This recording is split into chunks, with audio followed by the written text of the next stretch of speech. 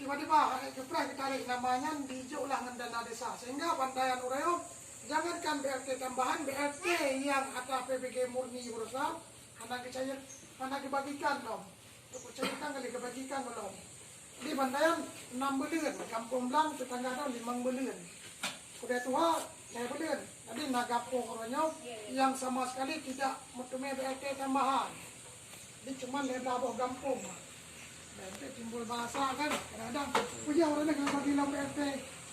Kamu anak orang yang kisi orang yang mungkin anak adik yang banyak korupsi kan mana, makanya kamu turun orangnya tidak sampai timbul perbedaan. Waktu duduk pak dan kadang-kadang saudara abak tetangga nak kampung anak BLT nanti sampai upahnya kurangnya. Yang hek kamu dijak bantu cemat takkan tak kamu anak BLT. Padahal anggaran hal itu cukupi.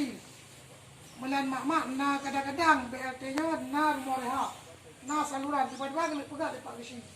Na perintah menyalurkan BLT tahap ketiga rumah rehatnya perlu pending siap dipegat bak 2020 atau saluran dipangkas le.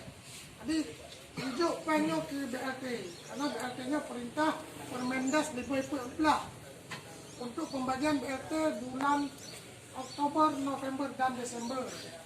Dengan Permendas 50 bulan. Nah turunan ni lah surat edaran. Nah PMK 101 lah.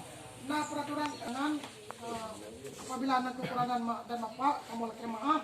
Assalamualaikum warahmatullahi wabarakatuh. Depan terima kasih kepada Bapak Januar yang telah menyampaikan sejumlah banyak informasi yang begitu detail dalam pembagian BLT dan harapan kamu selaku pimpinan desa dan harap kepada urusi kamu yang hadir kena ada aja persoalan rumah tangga dalam kampung Tanyo yang kampung Tanyo baik memprovokasi ke kampung lain. Ada lagi contoh buat mana mengenai PMBLT. Kampung kau kadang hanya mencukupi, pakai dia mencukupi. Persoalan kampung kau pas jangan digera tu, dia kena jangan digera tu. Jadi hanya panas antara kampung ke kampung. Yang kami saya harapkan Pak Urun Rona, enak macam. Jadi Assalamualaikum warahmatullahi wabarakatuh. Oh yang kamu hui guna.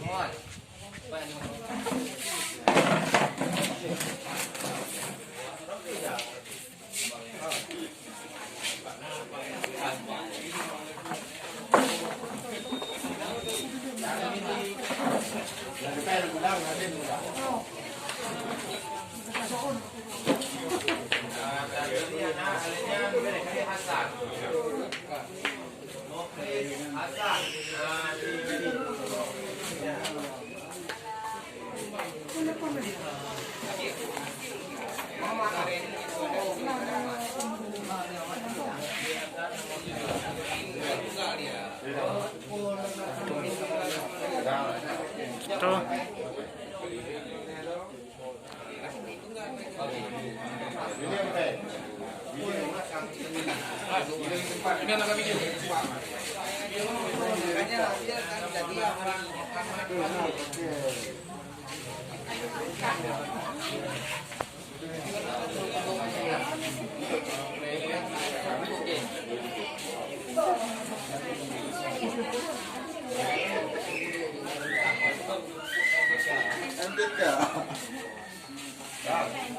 Ajarkan dulu. Dia dapat tadi.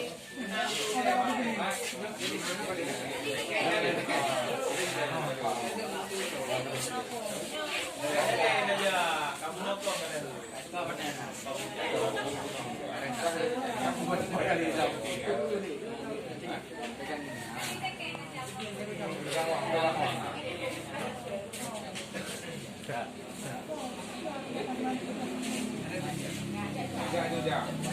Muhammad Fadil,